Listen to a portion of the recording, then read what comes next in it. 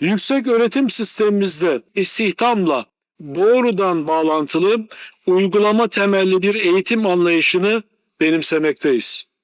Bu doğrultuda bu dönem için belirlediğimiz en önemli gündem başlıklarından biri ön lisans ve lisans düzeylerini kapsayacak şekilde iş yerinde uygulamalı eğitim modelinin bütün üniversitelerimize yaygınlaştırmaktır. Öğrencilerimizin 20-30 gün gibi kısa süreli ve verimliliği hem öğrenci hem firmalar için tartışmalı stajların yerine daha kapsamlı, iyi yapılandırılmış ve sektörle iç içe bir staj sisteminin kurulması gerekmektedir.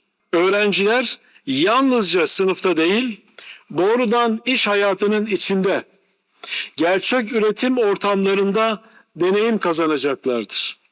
Bu sayede mezunlarımız daha donanımlı, üretken ve istihdam odaklı bireyler haline gelecektir. Staj konusunda birinci önceliğimiz staj sürelerinin uzaması.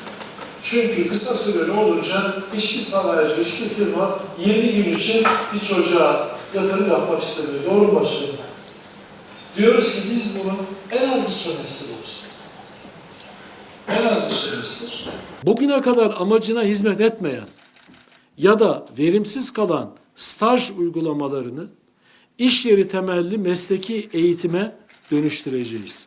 Öğrencilerimizin 20 gün gibi kısa ve verimsiz stajlar yerine programların niteliğine göre meslek yüksekokullarında 3+1 veya 2+2, lisans programlarında 7+1 veya 6+2 gibi uygulamalarla mesleki tecrübe kazandığı bir modele doğru programlarımızı dönüştürmeye başladığımızı sizlerle paylaşmak isterim. Bu model öğrencilerin üretim süreçlerini yakından tanımasını, iş başında beceri geliştirmesini ve mezun olur olmaz istihdama daha hızlı geçmesini mümkün kılacaktır.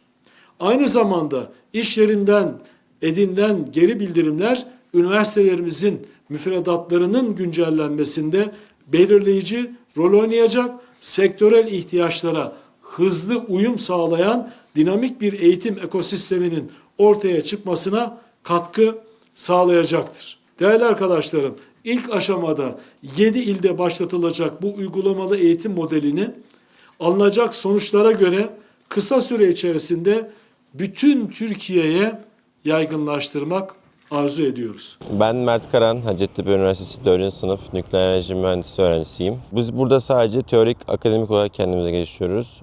Stajların olmasa, bu iş hayatına erken atılmasak, iş hayatına atıldığımızda çok büyük acemilik çekeriz. O yüzden zorunlu staj kavramının 9 ay olması bence gayet mantıklı ve olumlu bir düşünce. Merhaba, ben Sudanur Gökekin. Hacettepe Üniversitesi 2. sınıf öğrencisiyim. Sosyal hizmet bölümünde okuyorum. Benim bölümüm sosyal hizmet olduğu için sahada olmam daha iyi olur benim için.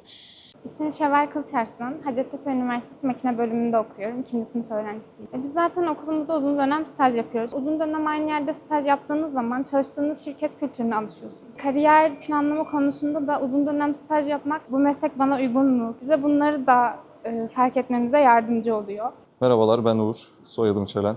Hacettepe ASO 1. OSB Meslek Yüksekokulu Elektrik Programı öğrencisiyim. Staj süresinin kısalığı öğrencide yapacağı işin bilinmeyişi veya işte mezun olduktan sonra bir boşlukta kalmasını sağlıyor. Yapılan Ar-Ge süreçleri olsun, üretimde olsun birçok arkadaşım ve ben bu noktada istihdama katılıyoruz. İsmim Yaşar Talha Şen, Hacettepe Üniversitesi Elektrik Ön Lisans öğrencisiyim. Bu 30 günlük staj süresinde öğrenci maksimum iş yerini tanıyabiliyor. Yani iş yeri hakkında bir tecrübesi ya da iş hakkında bir tecrübesi olmuyor.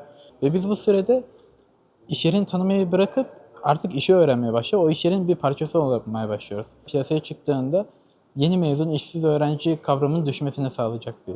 Profesör Doktor Murat Kademli, Hacettepe ASO 1. OSB Meslek Yüksekokulu'nda Elektrik ve Enerji Bölüm Başkanıyım. Normalde öğrencilerin iş yerlerindeki alışma süreçleri uzun sürüyor. Uzun süreli stajlarda iş yerini öğrenme, işi öğrenme tam anlamıyla öğrendiklerini görüyoruz biz burada. Bizim bu bölüm 4 programımızda da uzun staj süreleri var. Bu staj sürelerinin sonunda eğer çalışmak istiyorsa hemen hemen %100'e yakın istihdam oranlarımız var. Öğrencilerimizi takip ediyoruz. Mezun takip sistemlerimiz var. Merhaba, ben Bengisu Kama. Atıl Üniversitesi Havacılık ve Uzay Mühendisliğinden mezun oldum. 20 günlük stajda ben aslında açıkçası çok fazla verim alamadım. Kendimi iş alanında göstermem için ekstra bir efor sarf etmem gerekti. 6 aylık açıkçası bir öğrenci olarak daha verimli geçeceğini düşünüyorum. Ayşe Saraçoğlu ben. Genel müdürüm. Makine imalatı ve ihracatı yapıyoruz. Son dönemde bizim de aldığımız uzun dönemli stajlarda en azından stajyerlerimiz yani bir projeyi baştan sona tamamlama imkanını görebiliyorlar. Bir iş verildiği zaman ilk kısa stajlarda genelde sorumluluk alma konusunda daha çekingen olurken uzun dönemli stajlarda sorumluluk alıp işi tamamlamaya yönelik çalışma geliştiriyorlar. Staj bitimi itibariyle de mezuniyeti sonrasında bizde çalışmaya devam eden arkadaşlarımız var. Ben Bekir Sağlam Yürek, 40 yıldır bu sektörün içerisindeyim.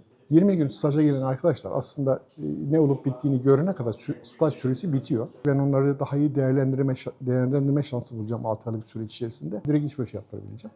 Bu da benim için bir avantaj olacak. İsmim Hakan Şentürk. Buranın ustabaşısıyım, freze bölümünün. Uygulamada 20 günlük gelen öğrencilere çok hızlı bir eğitimden geçiyorlar aslında. Tam olarak bazı şeyleri kavrayamadan staj dönemleri bitiyor. Ama uzun dönem olduğu zaman burada teknik bilgi olarak, yeterlilik olarak, çalışma disiplini olarak kendilerini daha iyi kanıtlayabiliyorlar. Bu da uzun vadede kendilerine bir iş imkanı sağlayabiliyor.